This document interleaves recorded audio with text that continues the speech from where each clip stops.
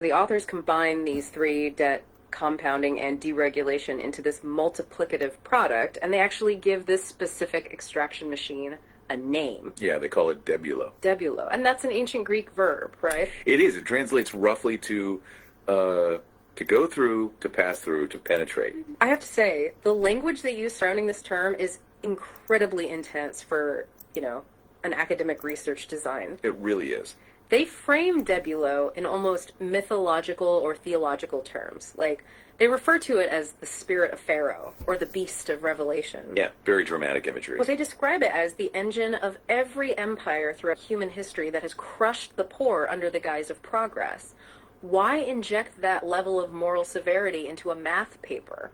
Well, because the authors are trying to bridge the gap between macroeconomic data and human suffering. Right. By using a term like debulo, they're arguing that systemic inequality isn't just a passive accident of free markets. It is an active, penetrating force. It's intentional. Yeah. When a family loses their home because their variable mortgage rates spiked, while their wages stayed flat because collective bargaining rights were dismantled, the authors are saying that's not an isolated string of bad luck. It's not just a coincidence. Exactly.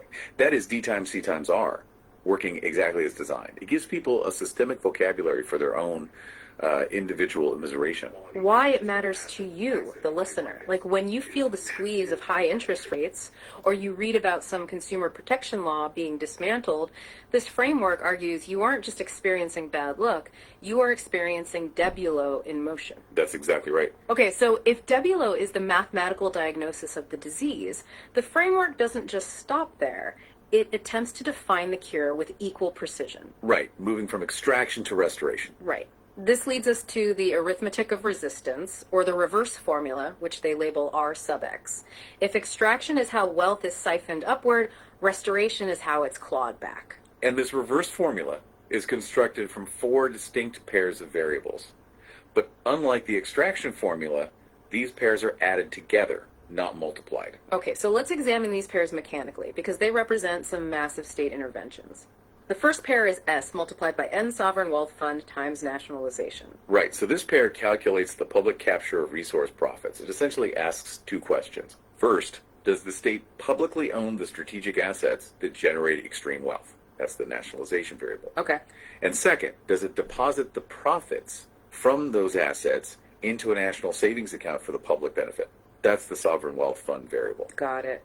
So if a private multinational corporation secures the rights to drill for oil, extracts it, and wires all the profits to private shareholders, that registers heavily on the extraction side. Yes, exactly. But if the state acts like Norway, where the state maintains ownership of the oil fields and funnels that surplus revenue into a massive public pension fund, that drives up the S times N score. Precisely.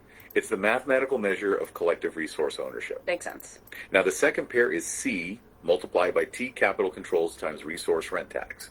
This one addresses the extraction of wealth by foreign entities. Okay, here is where I see a potential friction point in the real world. A resource rent tax makes sense. It's a super tax on windfall profits generated from natural resources. Right. But capital controls, if a state aggressively restricts foreign investors from moving their money across borders, doesn't that just invite a capital strike? It's a very common critique, yeah. Like, won't foreign direct investment simply dry up and refuse to enter the country in the first place? How does the framework justify that mathematically? It's a critical observation. And the framework actually addresses it by distinguishing between productive investment and rent-seeking extraction. Okay, explain that. The authors argue that capital controls don't necessarily stop the building of real factories or physical infrastructure. They stop the speculative, instantaneous flight of capital. Oh, I see. Yeah, so when a foreign hedge fund makes a massive profit shorting a currency or extracting a mineral, capital controls ensure that a portion of that wealth remains trapped in the domestic economy. Meaning it has to be reinvested or taxed locally? Exactly. The framework mathematically values the retention of domestic wealth way over the sheer volume of speculative foreign inflows. That clarifies it. It basically prioritizes the stability of the wealth over the liquidity of the wealth. Exactly right. Which brings us to the third pair, D multiplied by A, debt restructuring times asset repatriation. Okay, so this is the active clawback mechanism. Yeah. Debt restructuring involves a sovereign nation refusing to pay unjust or predatory international loans or at least forcefully renegotiating the terms to lower that C's variable, the compounding interest. And asset repatriation. That's the legal and investigative effort to force wealth that's been hidden in offshore tax havens back into the domestic economy. Right.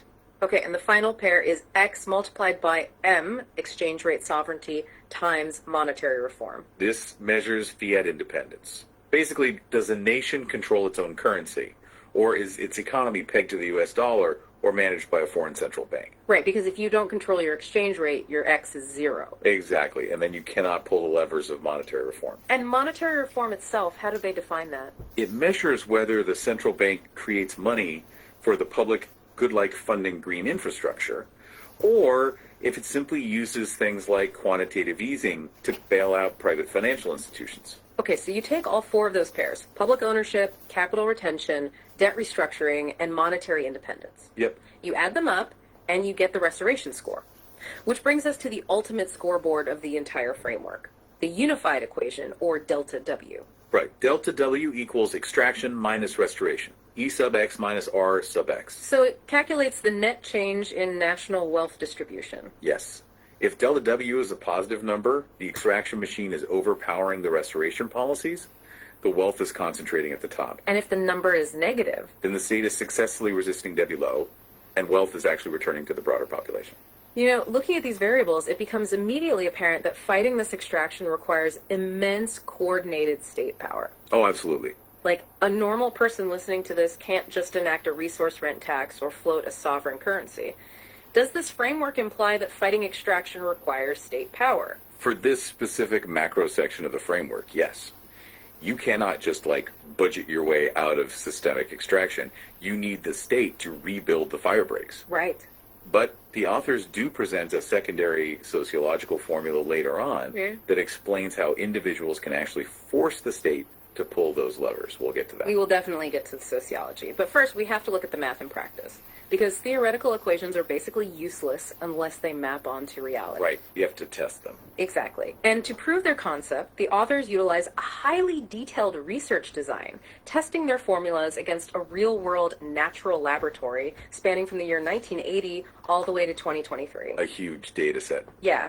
And they chose two specific countries to test, Australia and New Zealand. Out of the entire global economy, what makes them the perfect test subjects? Well, in empirical economics, you obviously can't put a nation in a petri dish. So you have to look for historical conditions that isolate your variables perfectly. Right. Australia and New Zealand provide near-perfect controlled environments. They're both wealthy, English-speaking democracies with robust legal systems. Crucially, they're both resource-rich. And in the early 1980s, both nations floated their sovereign currencies. Meaning their exchange rates were no longer pegged?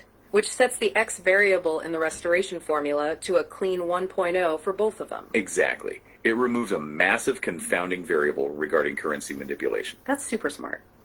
But the most important reason they were chosen is their historical trajectory.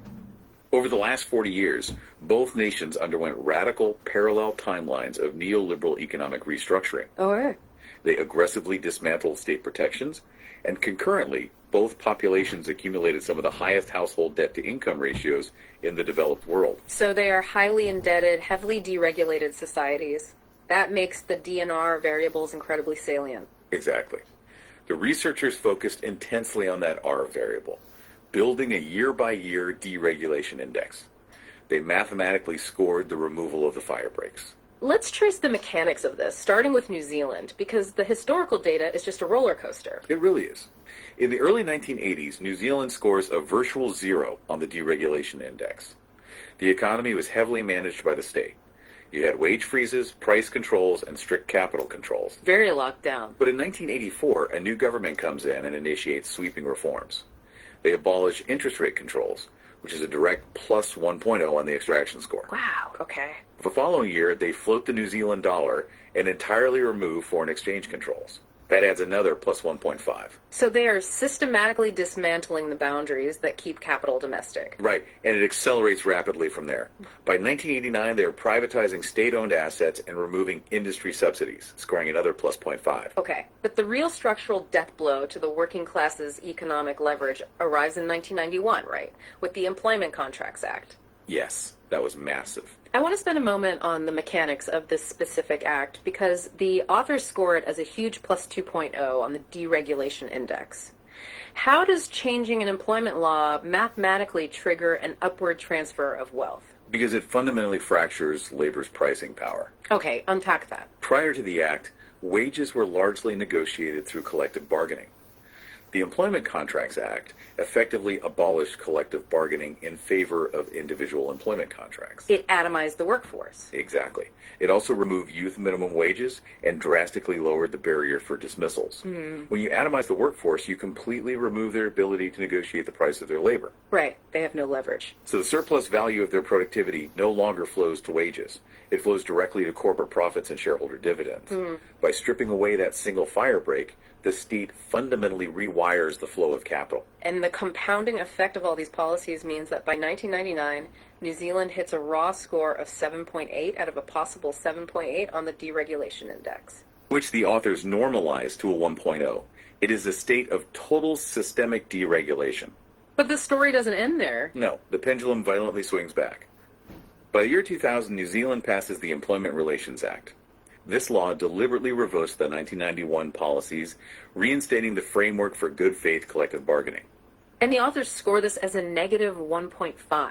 It is a literal re-regulation, the rebuilding of a boundary. Yeah, and over the next 2 decades, they just continue to pull the index down. They introduced macroprudential tools to regulate bank lending. They passed Financial Market Conduct Acts. And in 2021, they introduced a Fair Pay Agreements framework. So what's the final score? By 2023, New Zealand's normalized deregulation score plummets from 1.0 all the way down to 0.22. It is a textbook cycle. A nation tears down its systemic protections, experiences the extraction, and then desperately tries to reconstruct the fire breaks. Exactly. So let's contrast that with the second half of the laboratory. Yeah. Australia. They follow a remarkably similar path, right? But the timing is delayed, and the debt variable is even more extreme. Yeah, Australia floated their dollar in 1983, scoring a plus 1.0. They deregulated bank lending in 1984, another plus 1.0. Building the machine? Right. In 1993, they initiated a shift toward non-union enterprise bargaining, adding another plus 1.0. The architecture of debt was just being constructed piece by piece. And it peaks in the mid-2000s, specifically in 2005, with the passing of the work choices legislation. Work choices was a radical deregulation of the Australian labor market. It completely stripped away unfair dismissal protections for businesses with under 100 employees, Rah. and it aggressively pushed workers onto individual statutory agreements that were legally allowed to strip away basic conditions like penalty rates for overtime. And the authors score work choices as a plus 1.5, right? So by 2007, Australia's raw deregulation score hits an astonishing 9.4, normalized to a 1.0. It was incredibly extreme. I mean, just consider the mathematical environment of Australia in 2007. The R variable deregulation is maximized, and simultaneously, the D variable debt is astronomical. Right. Australian household debt reached roughly 175% of disposable income. 175%. You have an incredibly leveraged population with virtually no labor protections. But just like New Zealand, they eventually hit the brakes. Right. Following huge public backlash, Australia passes the Fair Work Act in 2009. They abolish work choices and reinstate unfair dismissal laws, which is a negative 1.5 drop on the index. And in the wake of the global financial crisis, they slowly implement tighter banking regulations and launch Royal Commission inquiries into financial misconduct. By 2023, their index drops to 0.67. Okay, so the researchers took all this granular historical data, the precise debt levels, the real interest rate spreads, and this year-by-year deregulation index, and they plugged it all into the extraction formula. Yeah. Then they tested those results against actual recorded economic outcomes, specifically looking at the Gini coefficient. Which, for those who might not know, is the standard statistical measure of wealth or income inequality within a nation. Right. A Gini coefficient of 0 represents perfect equality, where everyone has the exact same income. And a coefficient of 1 represents absolute inequality, where a single person holds literally all the wealth. And this rigorous testing leads to the most important mathematical revelation in the entire framework. It is the linchpin of their whole theory. It really is. The researchers asked a fundamental statistical question. Does the extraction formula explain the rise in the Gini coefficient better than a simple linear additive model? Meaning, if you just add debt plus compounding plus deregulation D plus C plus R, does that adequately explain the suffering? To find out, they utilized a statistical tool called the J-test, which is designed to compare non-nested models to see which one has more explanatory power. And the J-test emphatically rejected the additive model. It proved that the relationship is fundamentally a multiplicative interaction. Let's really unpack the reality of what a multiplicative interaction means, because honestly, it is terrifying. Yeah, it's pretty bleak. An additive model implies that each factor causes independent harm. Like having a leaky roof is bad. Having a broken furnace is bad. If you have both, it's twice as bad. But a multiplicative model means the factors interact to create a catastrophic new reality. It's a toxic cocktail effect. Like drinking soda is fine, eating a mint is fine, but debt and deregulation are like Diet Coke and Mentos. Put them together and they violently explode inequality. That is the perfect analogy. And that is the core validation of the Debulo theory. The math proves that systemic harm is emergent. Okay, give me the numbers on that. In the Australian data, the additive model only explained about 61% of the variation in the Gini coefficient. But when they multiplied the variables, when they accounted for the toxic conjunction of high debt interacting with strict labor protections and high interest rates, the model explained 76% of the variation in inequality. That's a massive jump. Yeah, you literally need the heavy debt burden, plus the compounding pressure, plus the lack of legal fire breaks for the wealth to be rapidly siphoned to the top 1%. It is the difference between just struggling to pay a mortgage and struggling to pay a mortgage while your boss legally cuts your overtime pay and the central bank hikes your interest rate. Exactly. The confluence is what crushes the middle class. But if the extraction math is proven so conclusively in this laboratory, what did the data reveal about the restoration formula? Did Australia or New Zealand successfully use those levers to reverse the inequality? The data here reveals a really stark and depressing reality about systemic momentum. Oh no. Yeah. The model confirms that restoration attempts do work mathematically. They do push the delta W back toward the negative. But in practice, they are almost always enacted way too late, and they're way too small. The framework highlights Australia's minerals resource rent tax, which was implemented between 2012 and 2014, as a prime example of this, right? Yes. That is the T variable in the reverse formula. Australia attempted to capture a share of the massive windfall profits generated by mining companies extracting non-renewable resources. And did it work? Mathematically, yes. The data shows an immediate positive shock to the Restoration Policy Index, but it was highly diluted by political compromises, and it was repealed entirely just 2 years later. 2 years later, wow. Yeah. It was entirely insufficient to offset decades of compounding extraction. Right, so the fire is basically burning exponentially faster than the state is planting new trees. Precisely. And the authors actually ran a mathematical counterfactual to prove this point. They asked, what if Australia had established a robust sovereign wealth fund like Norway's government pension fund back in 2005, during the peak of their mining boom? What did the model predict? The model predicts that if they had maximized the S and N variables, Australia's Gini coefficient would have been significantly lower by 2020. The wealth wouldn't have concentrated at the top. It would have been socialized. Fascinating. Okay, so having rigorously proven that the math holds up in the isolated oceanic laboratory, the researchers moved to the most ambitious phase of the paper, the global stress test. This is where it gets really interesting. They want to know what happens when you scale this exact methodology to the titans of the world stage. They expand the sample to include the United States, China, Saudi Arabia, Qatar, Russia, and Iran. It's a brilliant stress test because it subjects the formula to entirely different geopolitical structures. Right. Let's begin with the United States, which the framework categorizes as the core, the global epicenter of financial extraction. The U.S. is a very unique beast in this model. It issues the world reserve currency, which gives it immense structural power, but domestically, it underwent a timeline of neoliberal deregulation, very similar to Australia and New Zealand. Let's look at the variables. Where does the U.S. stand on the fuel for the machine? Debt. The authors code the U.S. debt situation as medium to high. The household debt to GDP ratio sits around 75% in 2023. Which is actually significantly lower than Australia's staggering 120%, right? It is. However, when you look at total non-financial sector debt, which includes corporate leverage, it exceeds 250%. So the fuel is absolutely present. But the truly defining characteristic of the U.S. model is the R variable, the deregulation index. Oh yeah. The U.S. deregulation score is exceptionally high, and the authors trace the legislative dismantling step by step. In 1980, the Depository Institutions Deregulation and Monetary Control Act phased out interest rate ceilings on deposit accounts. That scores a plus 1.0. Okay. But the most structurally devastating move came in 1999 with the Gramm-Leach-Bliley Act. This is the repeal of the Glass-Steagall Act, and we need to explain the mechanics of why the score is a massive plus 1.5 on the extraction index. Right. Glass-Steagall was a literal fire break put in place after the Great Depression.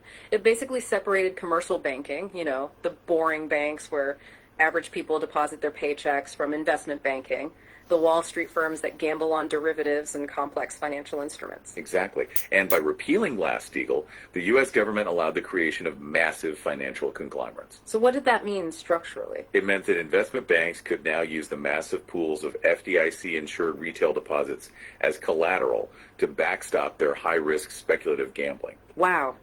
They literally demolished the fire break, merging the safety of the public with the risk of the few. Right. And then the very next year, in 2000, the Commodity Futures Modernization Act explicitly exempted credit default swaps from regulation. That's another plus 1.0. And we all know the empirical result of those policies. It directly engineered the 2008 global financial crisis. Yep. The U.S. deregulation index peaked right before the crash, hitting a maximum raw score of 7.2, normalized to a 1.0. But the U.S. did respond to the crash, didn't they? In 2010, they passed the Dodd-Frank Wall Street Reform and Consumer Protection Act. Did that register in the mathematical model as a successful re-regulation? It did. The Dodd-Frank Act scores a massive negative 2.0, pulling the deregulation index down sharply.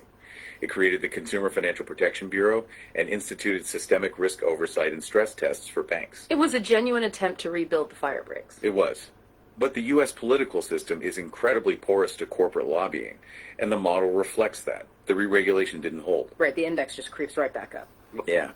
In 2017, the Tax Cuts and Jobs Act massively slashed corporate tax rates, fundamentally altering the extraction of public revenue. In 2018. In 2018, Congress rolled back significant portions of Dodd-Frank, specifically easing oversight on mid-size and regional banks, which, by the way, directly paved the way for the banking failures we saw in 2023. By 2023, the U.S. deregulation index had climbed back up to 0.89 out of 1.0. Wow. So if we look at the unified equation for the United States delta W equals extraction minus restoration, the U.S. has high debt, compounding interest pressure, and near maximum deregulation. Which means E sub X is massive. What about the restoration side? It is practically non-existent. The U.S. has virtually no federal sovereign wealth fund to socialize resource profits. They have extremely light capital controls, allowing wealth to easily flow to offshore tax havens. And they lack a comprehensive federal resource rent tax. Therefore, the delta W is persistently aggressively positive. The extraction machine wins comprehensively. And the real-world data perfectly validates the math. I mean, the share of wealth owned by the top 1% in the United States exploded from around 9% in 1980 to over 20% in the 2010s. While the median wealth of the working class remained entirely stagnant relative to GDP growth. Exactly. The model accurately diagnosed the disease. The machine is functioning exactly as the mathematics predict. Okay, let's contrast that pure extraction model with a radically different system. China. The authors referred to China as the breaks. China is a fascinating paradox within this framework. Right, because if we look at the D variable, China's total corporate and local government debt is astronomical. By some measures, much higher than the U.S. The fuel for a catastrophic financial explosion is everywhere. So why doesn't the model predict an apocalyptic level of inequality for China? Because of how China operates the R variable and the restoration formula.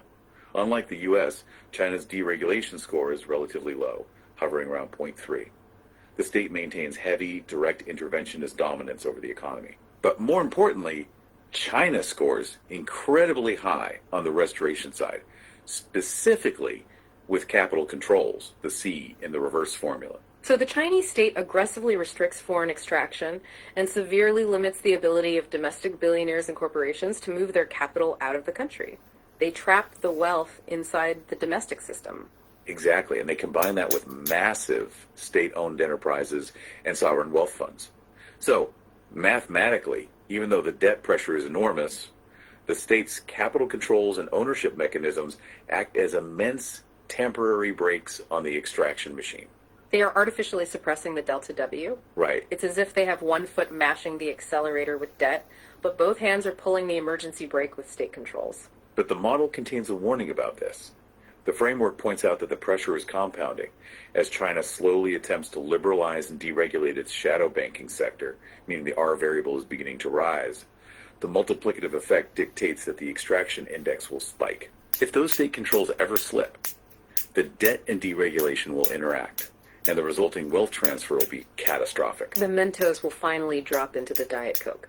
It is a system built on engineered tension. Exactly. Okay, let's pivot to the resource-dominant nations in the global test. Saudi Arabia and Qatar. How does a pure petrostate fit into these equations? They present a very unique mathematical profile. Domestically, their citizens have very low household debt, so the D's variable is low. On the restoration side, their sovereign wealth funds are arguably the most powerful in the world. Right. The S variable is essentially maxed out at 1.0. The state captures almost all of the resource profit. Which means their restoration score must be massive, driving their delta W deeply negative. According to the unified equation, a negative delta W means the state is successfully resisting extraction and wealth is returning to the broader population. Exactly. The math suggests they are massive restorers of wealth. But wait, there is a glaring contradiction here. I mean, anyone with a basic understanding of the socioeconomic reality in Qatar or Saudi Arabia knows they are not egalitarian utopias where wealth is shared equally among everyone living there. How does the model explain that discrepancy? It doesn't.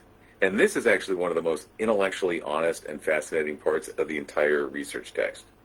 The authors use this stress test to deliberately highlight a massive blind spot they discovered in their own mathematical architecture. Oh, wow. So they broke their own model. They did. The model showed wealth returning to the population, but the reality on the ground didn't align. The authors realized that the framework, in its current iteration, is mathematically blind to foreign labor exploitation. Oh, that makes total sense. Right. Qatar and Saudi Arabia generate enormous sovereign wealth, but a massive percentage of the population actually performing the physical labor, building the infrastructure, extracting the resources, are foreign migrant workers. Operating under systems like Kerala. Exactly. These workers are not citizens. They have almost no labor rights, no collective bargaining power, and zero access to the wealth stored in the sovereign wealth funds.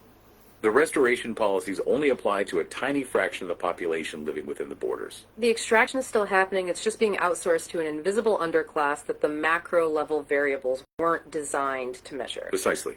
And the authors openly concede this limitation. They state that the model requires evolution.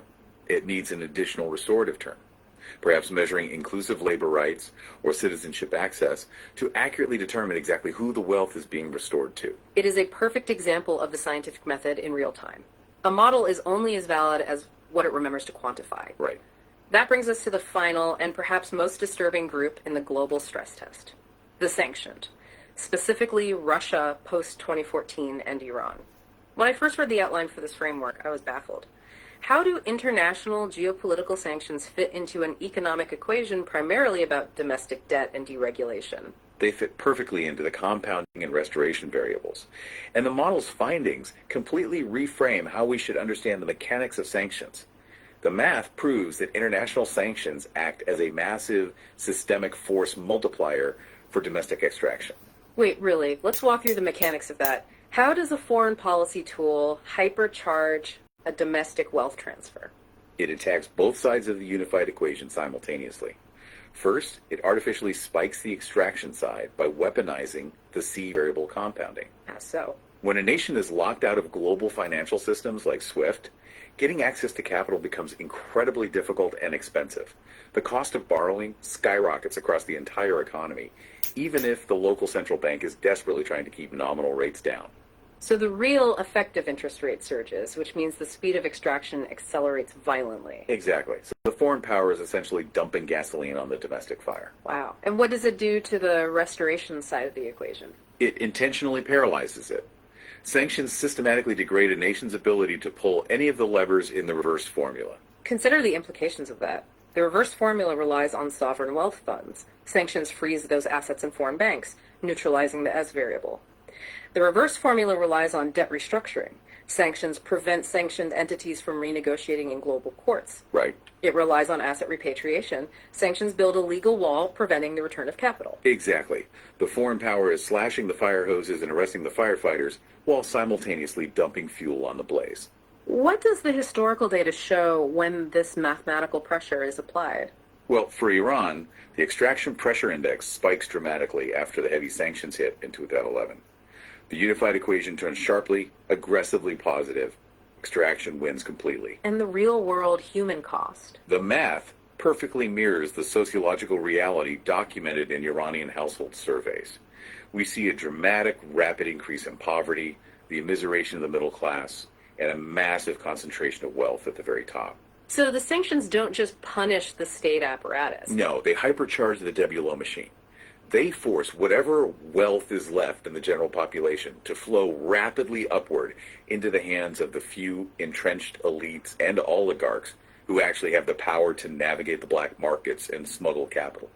That is a chilling realization. We are often conditioned to view economic sanctions as a, bloodless, peaceful alternative to military conflict, a way to pressure a government to change its behavior. Yeah, that's the standard narrative. But this framework argues that mathematically, sanctions are a weapon of mass economic extraction. The math doesn't care about the political justification or the moral high ground of the nation imposing the sanctions. It only measures the flow of wealth and sovereignty. And in a sanctioned nation, that wealth is violently stripped from the poorest citizens. It is a devastating critique of how geopolitical tools intersect with domestic inequality. The extraction machine is entirely agnostic to intent. So we have mapped out the architecture of this machine. We have seen it systematically crush the working class in the laboratories of Australia and New Zealand. We've seen it operate unhindered in the United States, temporarily suppressed in China, and violently weaponized in Russia and Iran. We covered a lot of ground. I have to admit, standing at this point in the framework, the sheer scale of the macro mechanics feels insurmountable. The math paints a really bleak picture of inevitable extraction. It does. But the text doesn't end there. Right. It pivots, moving beyond pure economics into a deeply human sociological set of equations. Yes. Having built the economic architecture to explain the disease, the authors shift their focus to the cure at a human level. They ask a fundamental question. If the elites are profiting from the extraction formula and they control the state apparatus, how does a society actually force the implementation of the restoration formula? How do real people survive and dismantle WLO? Exactly. And this brings us to the transformation formula, which attempts to mathematically quantify human agency. Okay, so the authors define transformative energy, represented as E sub T. Yes. This is the constructive generative force required to change a systemic structure. And just like the extraction formula, it is a multiplicative product, three distinct variables. I times C times A. Let's break those down. What is the I? I stands for intention. This represents the clarity of purpose and the moral direction of a movement, it asks. Is a group fighting for a specific, just, and clearly defined alternative to extraction, or are they just reacting with diffuse anger? Which leads to the C coordination. This measures the efficiency of human organization. How many people are acting in sync? How resilient are their communication networks? Right. And finally, A stands for action, the actual material resources deployed and the physical steps taken in the real world to disrupt the system. Because this is a multiplicative formula, the implications are profound. Intention times coordination times action. If a movement possesses brilliant moral intention and takes massive physical action but possesses zero coordination, like if everyone is just protesting independently with no cohesive strategy, the coordination variable is zero. And anything multiplied by zero is zero. The resulting transformative energy is mathematically nil. It is just chaotic flailing. You must have all three to generate systemic change. Exactly. You need the unified product of all three variables to build enough energy to impact the macro system. And this concept of transformative energy feeds directly into their final and arguably most beautiful mathematical construct, this social healing equation. Let's read this equation out carefully because it synthesizes the entire sociological premise of the paper. Delta S, which represents the net positive change in society, the actual healing equals, in brackets, I times C times A minus, in brackets, R divided by L. Let's translate that math into reality. The net positive healing of a society equals the total transformative energy generated by the people minus the resistance they face. But the crucial mechanism here is that it isn't just a simple subtraction. It isn't just transformative energy minus resistance. It is resistance divided by L. Right. So what do R and L represent in this context? R is resistance. This encompasses the total inertia of the extraction system. It is the direct coordinated opposition from those elites who benefit from debulo. It is the lobbying power, the state suppression, and even the ambient apathy of the general public. It is the friction that stops change. And L. L is learning. It represents the insights gained from action, the speed of the feedback loops, and the cognitive adaptability of a movement. It is the collective understanding of how the system actually works. Consider the profound mathematical implication of putting learning in the denominator. I mean, if I am doing the math right, if L is a high number, if a society or a movement is learning quickly from its failures, if it deeply understands the mechanics of the extraction formula they're fighting high, mathematically shrinks the value of R. That is exactly right. Learning literally divides the power of the opposition. It dilutes the friction. It is a stunning epistemological argument translated into an equation. If a movement's learning approaches zero, if they keep trying the exact same failed tactics without analyzing the system, the resistance remains massive and simply subtracts all of their transformative energy. Nothing changes. But if learning grows? If learning grows exponentially, the mathematical impact of the resistance approaches zero. You figure out how to bypass the inertia. You learn how to flank the extraction machine. Which is exactly why the authors wrote this intensely dense, complex mathematical framework in the first place. Precisely. By giving people the X-ray machine to see exactly how debulo works, by showing them the interaction of debt, compounding, and deregulation, the authors are attempting to artificially maximize the global L variable. They want to spike the learning factor in the social healing equation, ensuring that future transformative energy isn't just wasted endlessly throwing itself against invisible walls of resistance. It reframes the entire concept of education and systemic awareness. Understanding macroeconomic variables isn't just an academic exercise for economists. It is a mathematical necessity for survival. It is the only way to divide and conquer the resistance that keeps the extraction machine running. And the authors conclude the text by abandoning the mathematics entirely and returning to the moral philosophy we discussed at the very beginning. They introduce an overarching, intense metaphor to summarize the sum total of human economic choices. The Book of Death versus the Book of Life. Yes. They suggest that the entirety of human economic and political action can be categorized into one of two ledgers. The Book of Death is a record of those who intentionally or complicitly serve the debulo extraction machine. Right. It lists the politicians who strip away the fire breaks, the financiers who optimize the compounding interest to bleed the working class, and anyone who builds their power on the extraction of safety and sovereignty from others. And the Book of Life is the record of those who dedicate their transformative energy to the reverse formula. Those who fight to rebuild the boundaries, who restore what was stolen, who actively work to break the chains of systemic debt, and who choose social healing over extraction. It is a stark, jarring reminder that behind all of the academic formulas, the Gini coefficients, and the statistical J-tests, there are human beings making choices. The math is just a mirror reflecting what a society values. The math simply reveals the architecture. We still have to choose whether to tear it down or reinforce it. What an absolute journey this framework takes us on, from a cold, mathematical definition of systemic extraction all the way to a blueprint for sociological healing. To quickly recap the ground we've covered today, we started with the primary formula, debulo, learning how debt, compounding interest, and deregulation multiply together to form an extraction machine that siphons wealth from the many to the few. We watched that machine tested in the natural laboratories of Australia and New Zealand, mathematically proving that removing labor protections while holding high debt creates a catastrophic multiplicative explosion in inequality. The Diet Coke and Mentos effect. Exactly. We saw the global stress test reveal the United States as the epicenter of pure financial extraction, China utilizing state power as an emergency brake, and international sanctions acting as a devastating force multiplier that punishes the poorest citizens. And finally, we explored the antidote, transformative energy, the alignment of intention, coordination, and action, and how maximizing our learning is the only way to divide and overcome systemic resistance. Which brings us entirely back to you, the listener. We acknowledged earlier that it is incredibly easy to feel powerless when you are looking at variables like sovereign wealth funds, global capital controls, and massive deregulation indices. You likely do not control your central bank's interest rates, and you cannot unilaterally pass a national resource tax. But you operate every single day within the boundaries of the social healing equation. You control your intention. You control your coordination with the people around you. You dictate your action. And most importantly, you have complete agency over your learning. So here is our final provocative thought for you to mull over as you step away from this deep dive and go about your day. Look at the microsystems in your own life, your community, your neighborhood, your workplace. Are you currently operating in an environment that is driven by the extraction formula? Are you burdened by unseen structural obligations, feeling the compounding, accelerating pressure of demands in a space where boundaries and protections are actively being removed? Or are you actively operating in an environment driven by the transformation formula? Right. Are you acting with clear moral intention, coordinating with others, and deploying your resources for a shared restorative purpose? And perhaps the most vital question of all, when you inevitably face inertia, apathy, or direct coordinated opposition in those environments, how high is your personal learning variable?